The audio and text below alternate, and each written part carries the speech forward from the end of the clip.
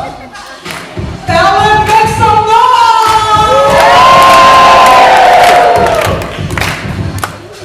So it's Wednesday night and I'm feeling real good. Busting around because that's the say that I shouldn't see. I gotta bust around one more time.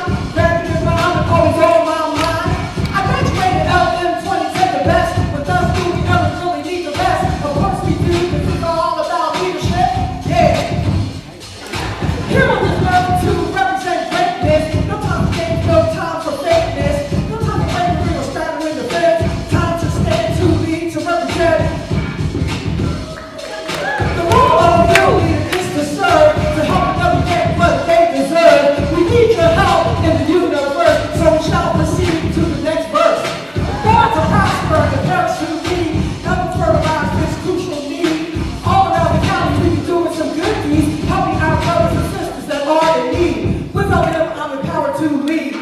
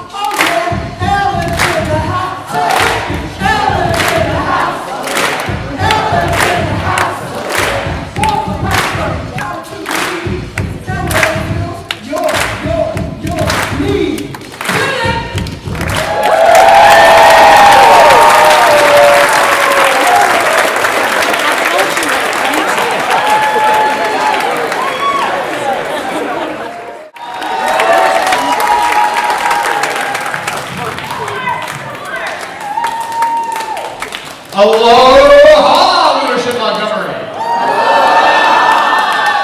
One thing I learned in Hawaii, the first thing you do when you greet, when you talk, you start with aloha. Now, aloha in Hawaiian, it is a greeting. At its simplest form, it means hello, and it also means goodbye, or how you doing, what up, see you later, whatever. Just take your pick.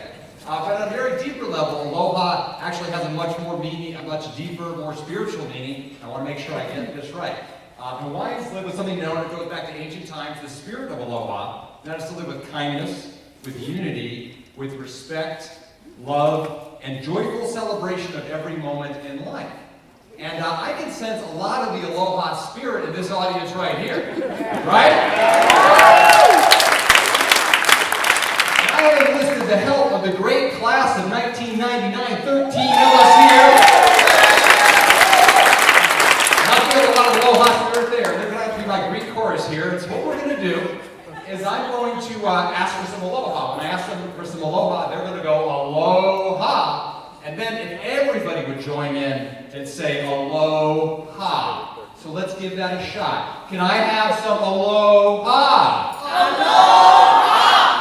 Aloha! Okay, that was excellent. That was excellent. But I think we can do better because the aloha spirit is all that is good, that all that we're grateful for. It's the power of all of the beauty and wonderful things in life. So let's give that one more try. Can I have some aloha? Aloha!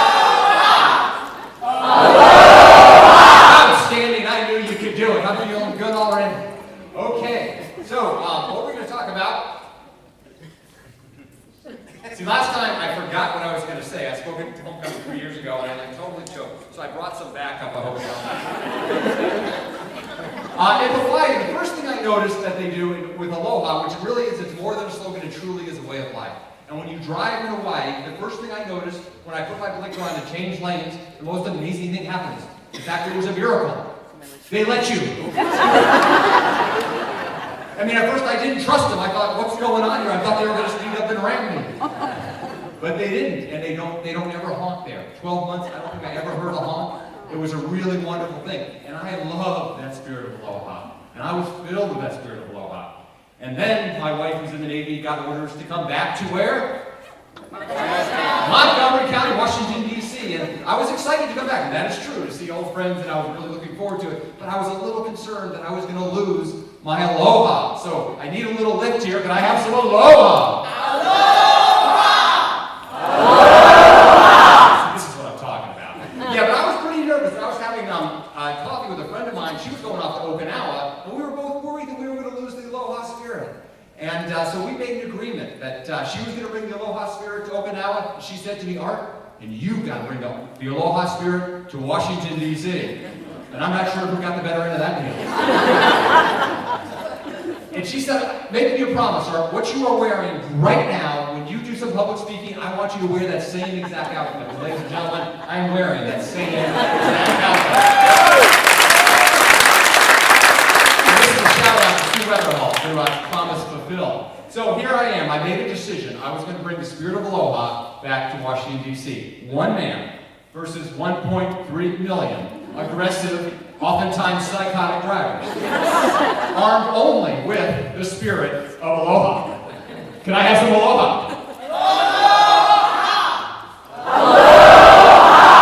Okay, I've been back 3 months, and I have had the spirit of aloha, and I made a couple of decisions. One, that I was always going to go to speed limit. And whenever someone wanted to get let in, I was going to let them, much to the disappointment from other drivers out there.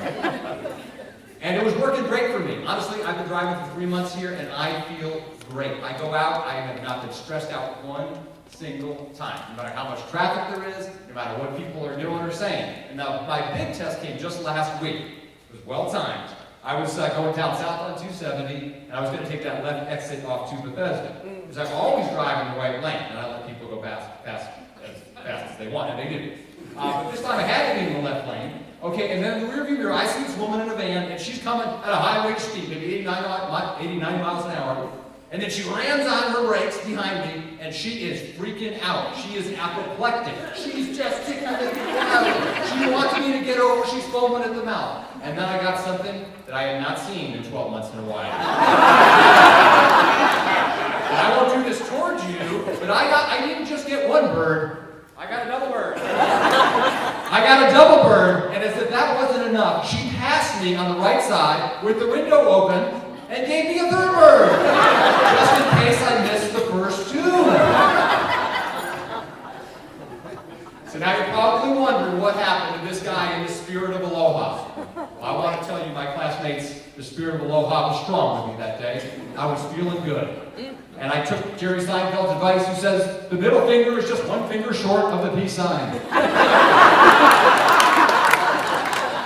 She was just giving me some aloha love in a different form. Can I get some aloha? Aloha! Outstanding. Okay, so now you say, well, what does this have to do with Leadership Montgomery? Well, it actually has everything to do with Leadership Montgomery. I first moved to Montgomery County 14 years ago. And Chuck Lyons told me, it was like my first week in the office, you're going to go to Leadership Montgomery. I'm like, okay. And I did 2 months into it. I unexpectedly found myself in the middle of a divorce, and I was a single dad of a 1-year-old and a 3-year-old girl. Very difficult time for me. But I had a guardian angel. I had a secret weapon in this difficult time. Yes, no, first, back one. Well, yeah, okay, fine. I had a great class of 99. Aloha! And it wasn't long before they had me laughing. And then and it wasn't too long after that, they had me playing the drums. And it wasn't too long after that, they had me partying like Mad Dogs and Englishmen.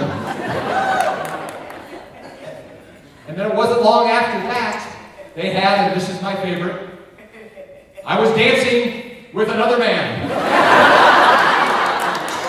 I was dancing with my good friend who's like here tonight. Could we have an aloha for Woody Woodruff?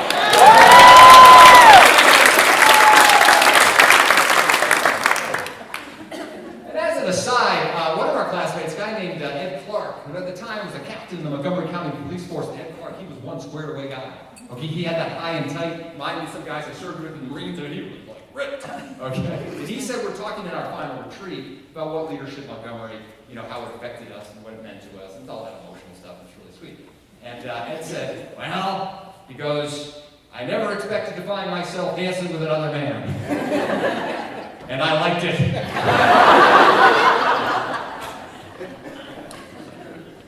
Well, bringing this in for a landing, the one thing I learned is that I didn't have to go to Hawaii to find the aloha spirit. This aloha spirit is in our hearts. It's in my heart, it's in your heart, and aloha spirit is definitely in the heart of this organization, Leadership Montgomery. And it resonated with me from the first day I was there. It's good people committed to doing meaningful work for the community and for each other. It's very special, very powerful, and I'm very blessed and privileged to have been a part of it, and very grateful to everybody here at Leadership Montgomery. It's certainly been one of the most significant experiences of my life, and continues to be as I come back here with old friends. If I could get one more aloha. Aloha! Okay, so and if you see a green Camry going up 270, going 55 miles an hour, if you could think to give me a little love, a little aloha, I would greatly appreciate it. Aloha.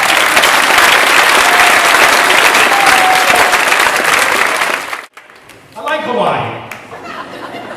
Except the poi. Oh, gross. Has he had poi before? The class of 2003 was the catalyst for this bright young singing duo. They devote their spare time to crooning about the wonders of Leadership Montgomery. Doing their take on Leader of the Pack, let's give a big hand to Ellen Bogage and Susan Huffman, the Montgomeryettes.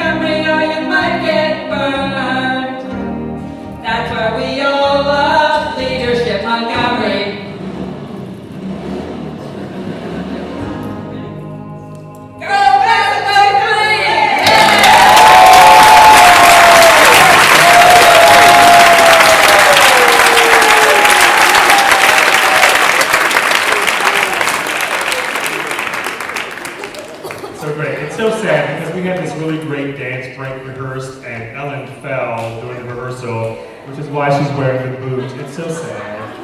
Her high kick was a little too high.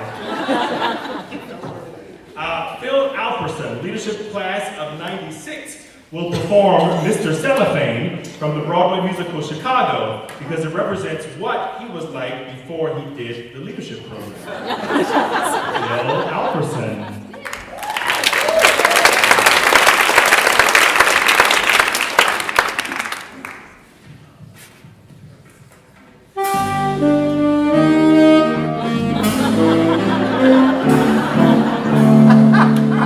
If someone stood up in a crowd and raised his voice up way out loud and waved his arm and shook his leg, you'd notice him. If someone in a movie show yelled fire in the second row, well, this whole place is a powder keg, you'd notice him. But even without clucking like a hen, everyone gets noticed now and then. Unless, of course, that personage should be invisible, inconsequential. Me. Cellophane, Mr. Cellophane, well, that should be my name. Mr. Cellophane, but you can walk right through me, walk right by me, and never know I'm there. I tell you, Cellophane, Mr. Cellophane, well, that should be my name, Mr. Cellophane, but you can look right through me, walk right by me, and never know I'm there.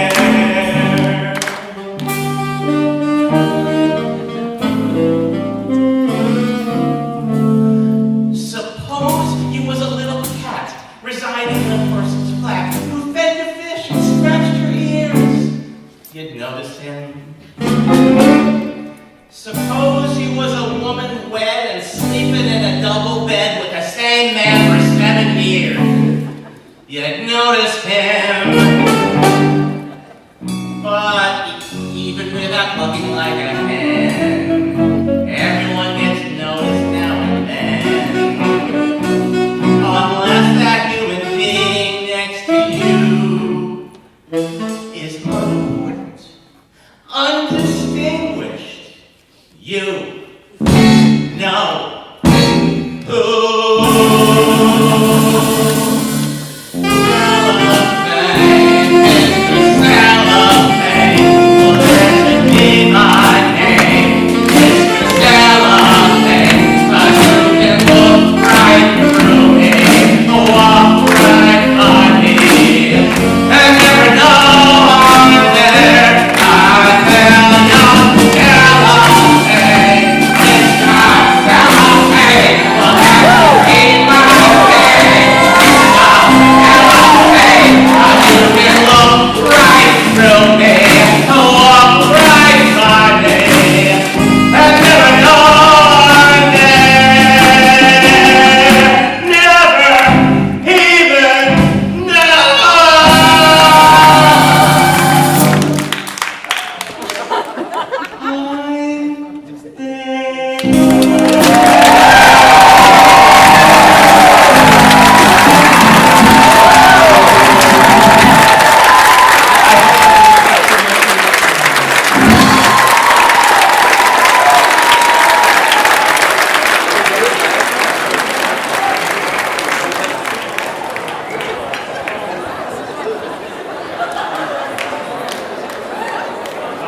Phil is available for weddings, bar mitzvahs, commercial work, and modeling. We hired me to represent him, and he told me to tell you all he doesn't leave his house for less than $5,000. So. Do you remember the coming to Montgomery exercise from your opening retreat? Do you remember that? Come to Montgomery? Here is the fun version of it performed by Michael Zhuang, representing the class of 13.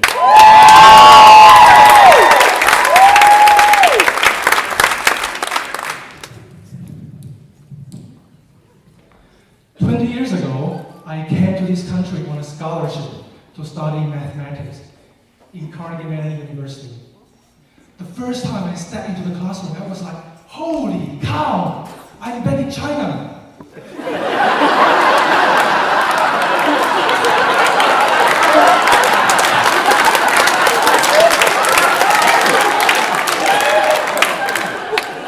Half of the class are Chinese. The other half, they look like Chinese. I'm now a proud American. I keep getting the same question though. Where are you from originally? Then they figure out I'm not from Kansas. So let me tell you. Originally, I'm from my mother's womb. She dropped me in China. Not my first choice.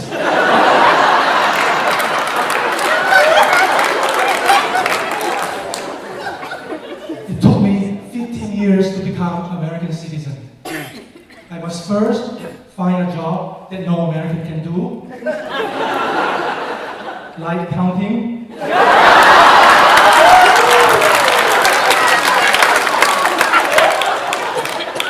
Next, I must pass a test that most Americans fail. Answering tough questions like, who is your senator?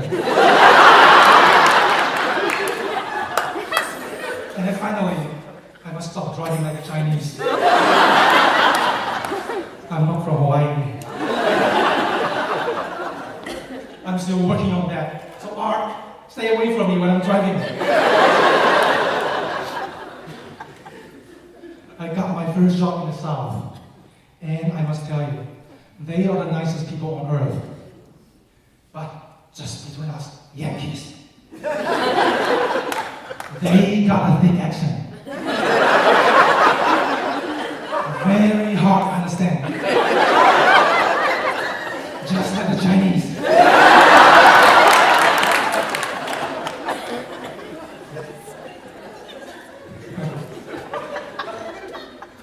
I'm married to a very smart woman.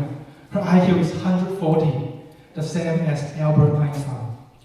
That's why in my family, the kids follow her. The cat follows the kids. And I follow the cat.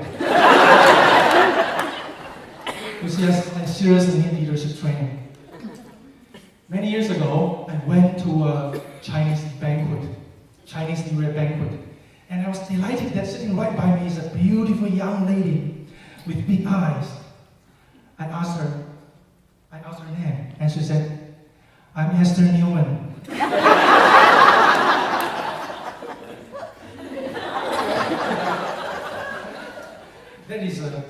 I tell you, this is a serious Chinese feast. All 10 courses. The only thing kosher is the table.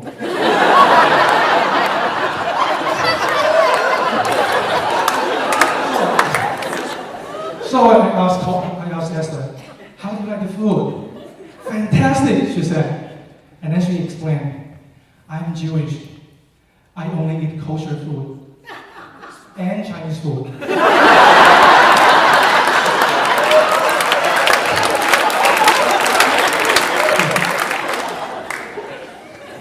Esther introduced me to Leadership Montgomery, and I was seriously interested, but something got in the way. My wife gave birth to an American. See, it took me 15 years to become American, and all my son needs to do is to come up there. I could have done that. Do you know Senator?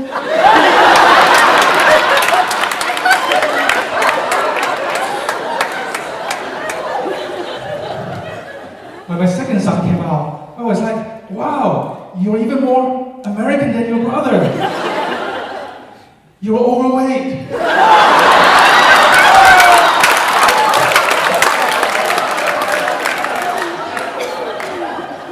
My wife got plans for the 2 boys. The older one will one day become the first Asian American president of this country. He already got leadership in Montgomery first. Okay, the younger one, he will become a sumo wrestler. He has big butt and loves diapers.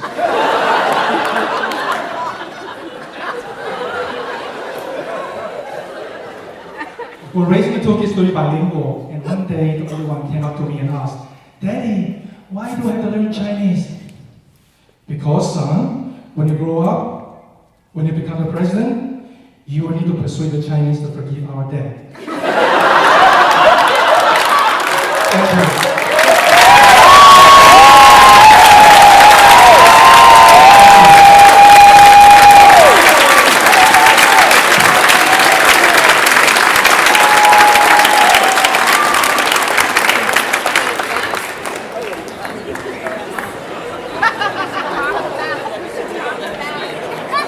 I did not know that Michael was Chinese.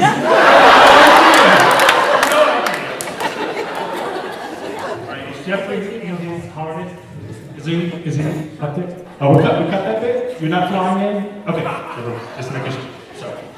16% of the class of 1991, John Thompson, Pete Marks, Tuki Gentlecore, and Jeffrey Slavin are proud to present a dramatic reading of Ode to Leadership, a poem written by their classmate Steve Holman and embellished for this special 25th anniversary presentation. They asked the audience to join in the recitation of the refrain, which will be displayed on the screen.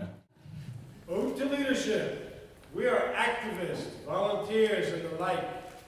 We saw wrong and had to make it right. To do this, though, we knew we'd need to school ourselves in how to lead. With visions of what could be done, we joined Leadership Montgomery in '91. We were certain this program would be a great success. We knew that Esther and Elliot wouldn't tolerate less. We learned real quick, without a doubt, that what you put in is what you get out. Leaders, yes, great leaders, is what we want to be. But we can't be leaders unless we clearly see the big picture, both near and far. Great leaders, we already are. Please all join in. We thought we had something to say on the big issues of the day, and our positions had support, but politics was all blood sport. Some ran, some won, some lost, and found that public office had a pretty high cost. Then public life didn't seem so great. They also serve who vote and wait. Leaders, yes, great leaders, is what we want to be. But we can't be leaders unless we clearly see the big picture, both near and far. Great leaders, we already are. We contemplated what good deed could be of use to those in need. What monuments have we to show? Naught but ourselves and what we know. We know to use our many skills to help our brothers up the hills. Leaders, yes, great leaders is what we want to be. But we can't be leaders unless we clearly see the big picture, both near and far. Great leaders, we already are. And now, before our update ends, we'd like to recognize our friends. Life is a much less bitter pill, with friends to push with up the hill. The threads of life, they help one weave. To all of you, now let's go lead. Leaders, yes, great leaders, is what we want to be. But we can't be leaders unless we clearly see the big picture, both near and far. Great leaders, we already are.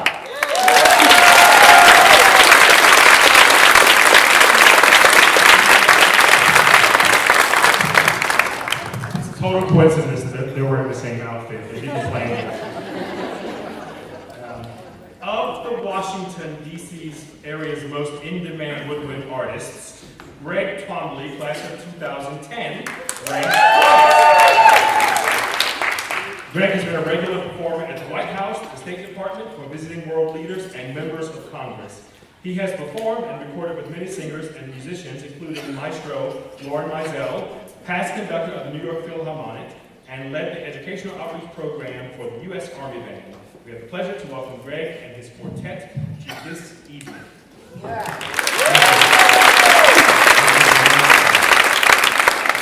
We're going to play something that I arranged on America the Beautiful, but I want to take just a brief moment to tell you what it's about.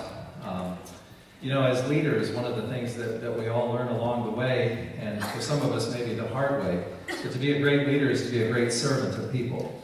And until you've walked in the people's shoes that you're leading, how do you know how that feels and how that goes? And so I put this together with that in mind. So in this, you will hear some of fanfare for the common man, because most of us are common people.